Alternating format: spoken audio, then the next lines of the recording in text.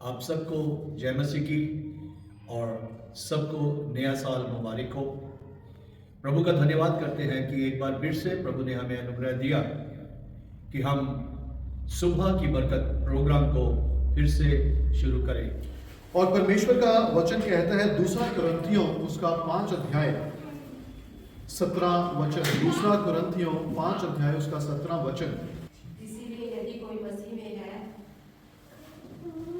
जी। इसीलिए यदि कोई मसीह में है तो वह और मेरे बच्चे ऐसे हैं, वो सुबह एक बार उठते हैं तो सोते नहीं है शाम तक। तो अगर वो नहीं सोते और 7 साल और 5 साल के बच्चे हैं तो उनको हर समय कौन चाहिए? जी, उनको हर समय माता पिता की जरूरत है, किसी ऐसे शख्स की जरूरत है, व्यक्ति की जरूरत है जो उनकी देखभाल कर सके, उन्हें खाना पिलाना खिला सके, उनके साथ खेल सके। और अगर उनकी मम्मी दिन में ये बोले कि जी मुझे आराम करने दो, मेरे पास समय नहीं है तुम्हारे लिए, तो वो किसकी वेट करेंगे? रोमियो की पत्री उसका 6 अध्याय 4 वचन निकालें। रोमियो की पत्री उसका 6 अध्याय 4 वचन।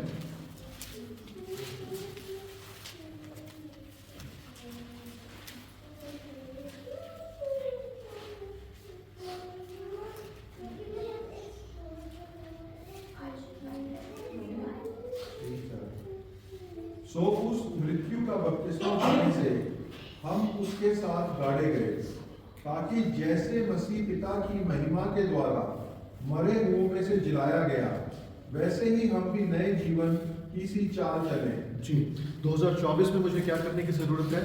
यीशु मसीह की सी चाल चलने की जरूरत है। उस नया जीवन को प्रस्तुत करना, उस जीवन को, नया जीवन जो परमेश्वर ने मुझे दिया है अपनी मृत्यु से, अपने पुनरुत्थान से, वो नया जीवन मुझे दिखाने की जरूरत है। वो जीवन, नया जीवन मुझे प्रस्तुत करने की जरूरत है। जब मैं 6 बजे घर आता हूं तो मुझे मेरे बच्चों के साथ समय बिताने की जरूरत है, मेरी पत्नी के साथ समय बिताने की जरूरत है, मेरी पत्नी के साथ हाथ बिताने की जरूरत है। मेरे दोनों बच्चे होम स्कूलिंग करते हैं, घर में पढ़ाई करते हैं। मेरी पत्नी जो है डैफनी, वो उनको पढ़ाती हैं। अब मैं अगर ये सोचूं कि भाई मुझे 6 बजे घर जाकर मुझे मेरा समय चाहिए, तो मेरी पत्नी को भी उनका समय चाहिए, क्योंकि वो 24 घंटे सुबह से लेकर शाम तक बच्चों के साथ हैं। उनका समय कहां गया? और मेरे बच्चे ऐसे हैं, वो सुबह एक बार उठते हैं तो सोते नहीं है शाम तक। तो अगर वो नहीं सोते और 7 साल और 5 साल के बच्चे हैं तो उनको हर समय कौन चाहिए? जी, उनको हर समय माता पिता की जरूरत है, किसी ऐसे शख्स की जरूरत है, व्यक्ति की जरूरत है जो उनकी देखभाल कर सके, उन्हें खाना पिलाना खिला सके, उनके साथ खेल सके। और अगर उनकी मम्मी दिन में ये बोले कि जी मुझे आराम करने दो, मेरे पास समय नहीं है तुम्हारे लिए, तो वो किसकी वेट करेंगे? अपने पिता के इंतजार करेंगे। और अगर पिता भी घर आकर ये बोले कि भाई मुझे टीवी देखना है, मुझे मेरे फोन में समय दे दो, तुम मत आओ मेरे पास, मुझे आराम करना है, मेरा दिन बहुत ज्यादा बिजी था ऑफिस में, तो ये नया जीवन जो परमेश्वर ने हमें दिया है, जो आजादी का, जो आनंद का जीवन दिया है, वो नहीं होगा। मैं, जब बच्चे मेरे पास आएंगे, मैं बहुत ज्यादा परेशान हो जाऊंगा, दिल में ला जाऊंगा, मेरे पास मत आओ, और फिर क्या होगा? लड़ाई झगड़ा। लेकिन परमेश्वर का वचन कहता है, और ये चीज हमें आने वाले साल में याद रखने की जरूरत है कि मैं यीशु मसीह में एक नई सृष्टि हूं। यूहन्ना की इंजील उसका पहला अध्याय 13 वचन। यूहन्ना 1 अध्याय 13 वचन।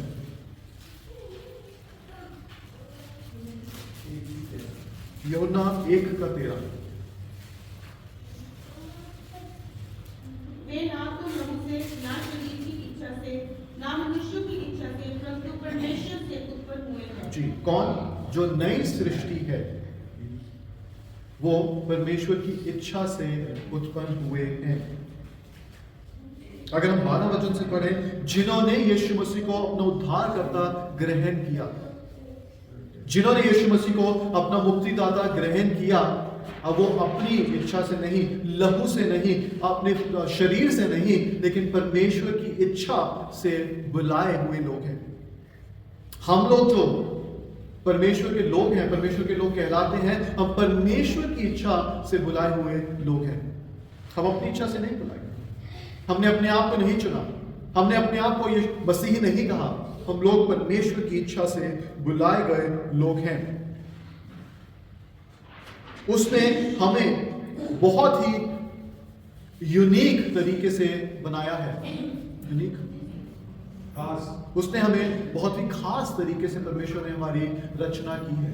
हम आम लोगों की तरह नहीं है। हमें से हर एक जन जो यहाँ बैठा है वो एक खास रीति से बनाया गया है। परमेश्वर का हमारे लिए एक खास उद्देश्य है और उस उद्देश्य को मुझे मेरी जिंदगी से, मुझे मेरे जीवन से पूरा करना है। जो मेरे जीवन का उद्देश्य है वो मेरी पत्नी का उद्देश्य नहीं है। जो मेरे जीवन का उद्देश्य है वो मेरे भाई के जीवन का उद्देश्य नहीं है। हर एक का एक खास उद्देश्य है और वही उद्देश्य हमें हमारे जीवन से पूरा करना है। पुरानी बातें बीत गई, देखो सब नया हो गया। हमारा पुरानी बातों में बहुत सी चीजें आ सकती हैं। हमारा घमंड, सिर्फ मेरे लिए जीना, मेरा समय। हमें यह देखना है कि किस बात से, क्या मेरे जीवन से, क्या मेरे ये करने से, क्या मेरे ये बोलने से, क्या मेरे इस व्यवहार से परमेश्वर के नाम की महिमा हो रही है या नहीं। पुरानी बातें बीत गई, देखो सब नया हो गया। 3 दिन 4 दिन पहले डैफ्नी को उसकी एक दोस्त से एक व्हाट्सएप मैसेज आता है और वो एक दर्शन के बारे में बताती है कि उसने एक दर्शन देखा। और दर्शन क्या था कि एक पेड़ है और एक हाथी है और दोनों बढ़ रहे हैं, एक साथ बढ़ रहे हैं, दिन प्रतिदिन, महीना प्रति महीना, हफ्ता प्रति हफ्ता, साल प्रति साल। लेकिन होता क्या है, जो पेड़ है उसका आकार, उसका साइज उतना ही रहता है, लेकिन जो हाथी है वो बढ़ता चला जाता है। और वो कहती हैं कि ये चीज उन्हें थोड़ी ठीक नहीं लगी। और जब उस हाथी की तरफ देखती हैं या उस दर्शन में उनको हाथी इस तरह से दिखाई दिया मुस्कुराता हुआ, और ऐसी मुस्कुराहट जो अच्छी नहीं होती, तो हमें देख के मालूम चल जाता है ना। किसी इंसान पे कोई ऐसी मुस्कुराहट दे तो हमें देख के मालूम चल जाता है कि ये मुस्कुराहट जो है ये अच्छी नहीं है। उस हाथी पे ऐसी ही मुस्कुराहट थी। जब इस दर्शन से बाहर आती हैं और रात को सो के उठती, जब सुबह उठती हैं सो के, तो सबसे पहला उनका हाथ कहां जाता है? उस हाथी पर जाता है। हाथी बढ़ता चला जा रहा था अपने आकार में, लेकिन वो जो पेड़ था, जो मनुष्य था, और वो पेड़ का अर्थ था इंसान, और उस हाथी का अर्थ था कोई भी वो चीज जो हमारे जीवन में बढ़ती चली जाती है। पहले दिन 1 घंटा, दूसरे दिन 2 घंटे, पहले महीने सिर्फ 1 घंटा, उसके बाद फिर बढ़ता चला जाता है, वो आकार बढ़ता चला जाता है। और जैसे ही वो दर्शन उन्हें याद आया, उन्होंने अपना फोन रख दिया। थोड़े समय बाद उनका ध्यान टीवी पर गया और पवित्र आत्मा ने एकदम से उन्हें याद दिलाया कि ये भी हाथी है।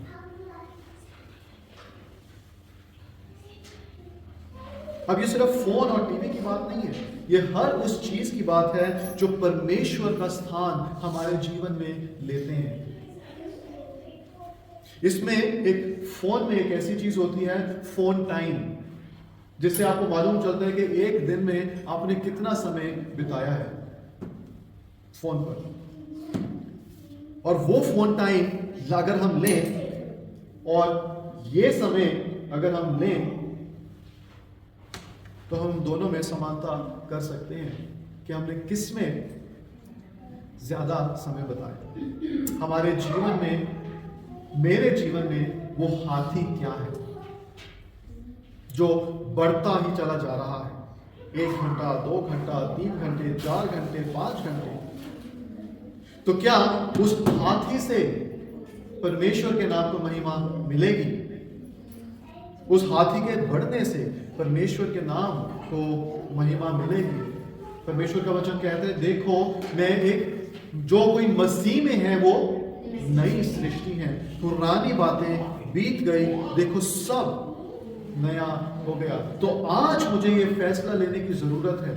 इस साल 2023 के आखिरी दिन में ये मुझे फैसला लेने की जरूरत है कि वो जो पुरानी बातें हैं वो बीतनी चाहिए। पुरानी बातें बीतनी चाहिए। अगर पुरानी बातें बीत नहीं रही हैं तब समस्या है,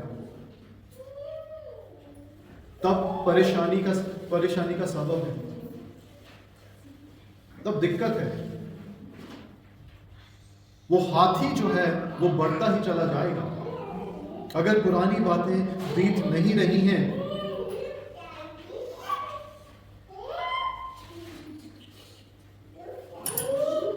कुलूसियों की पत्री उसका 3 अध्याय उसका 9 वचन। कुलूसियों की पत्री उसका 3 अध्याय 9 वचन।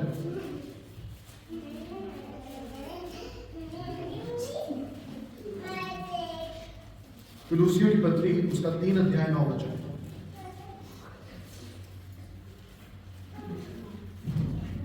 क्योंकि उसमें ईश्वर तत्व की सारी परिपूर्णता सदैव वास करती है। 3 का 9, कुलूसियों 3 का 9।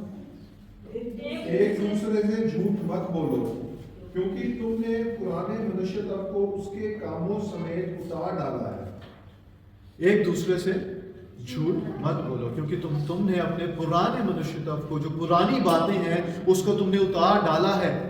हमारे लिए जरूरी है कि हम हमारे पुराने मनुष्य तत्व को, पुरानी आदतों को, पुराने तरीके को, पुराने तौर तरीकों को हम छोड़ दें, हम अपने जीवन से उतार दें।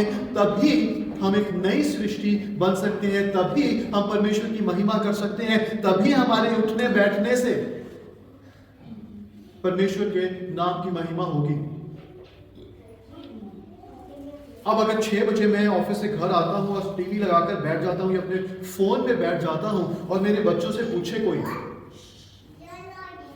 कि बेटा तुम्हारे पापा तुम्हारे साथ कितना समय बिताते हैं, घर से ऑफिस से आने के बाद कितना समय तुम्हारे साथ रहते हैं, तो मेरे बच्चे जो हैं वो मेरे बारे में क्या गवाही देंगे?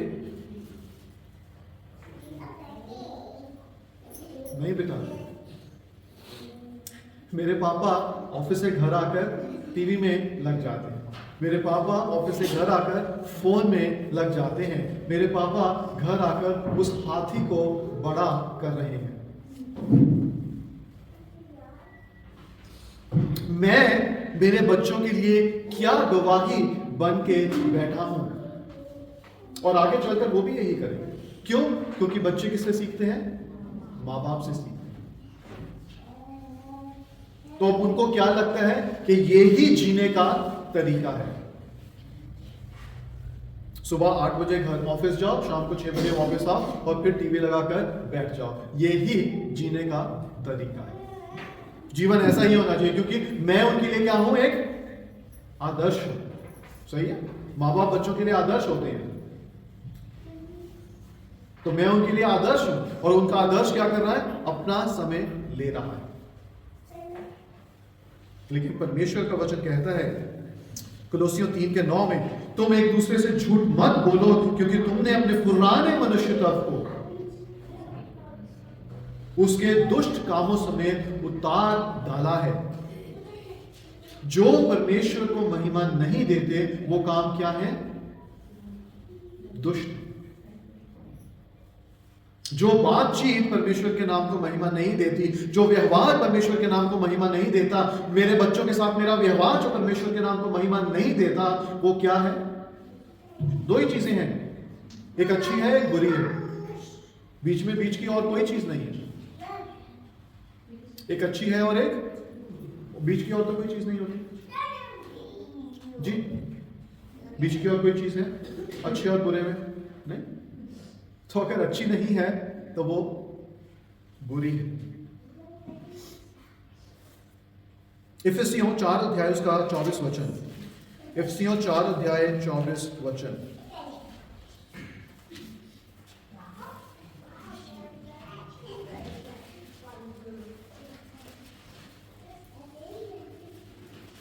इफिसियों 4 का 24। और नए मनुष्य तत्व को पहन लो, जो परमेश्वर के अनुसार सत्य की धार्मिकता और पवित्रता में सृजा गया है।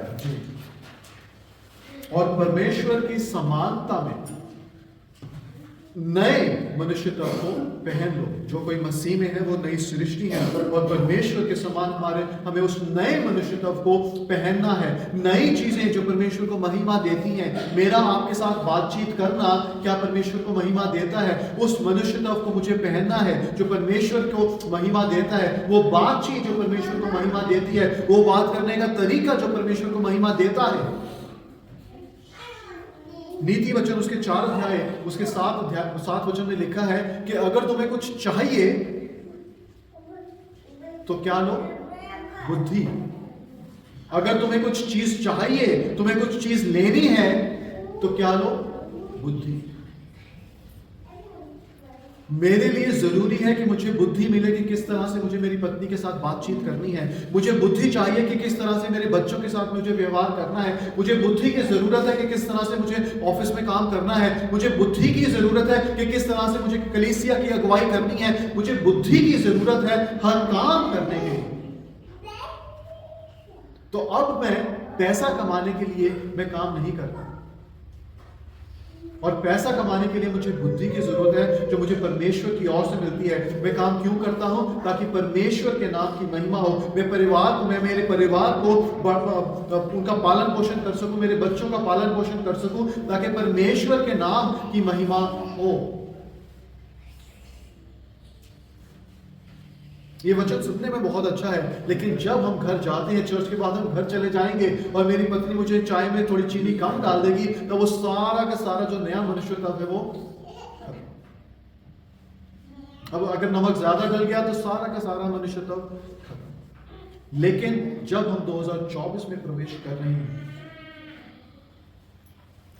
हमें वो नया मनुष्यत्व पहनना है। वो मनुष्यत्व, वो इंसान हमें बनना है, वो सृष्टि हमें बनना है जो परमेश्वर ने हमारे लिए नियुक्त की है। वो सृष्टि हमें बनना है जो परमेश्वर ने हमारे लिए ठहराई है, जो सिर्फ परमेश्वर को जानती है, परमेश्वर की अच्छी बातों को जानती है, परमेश्वर की महिमा करना जानती है, परमेश्वर के नाम को ऊंचा उठाना जानती है।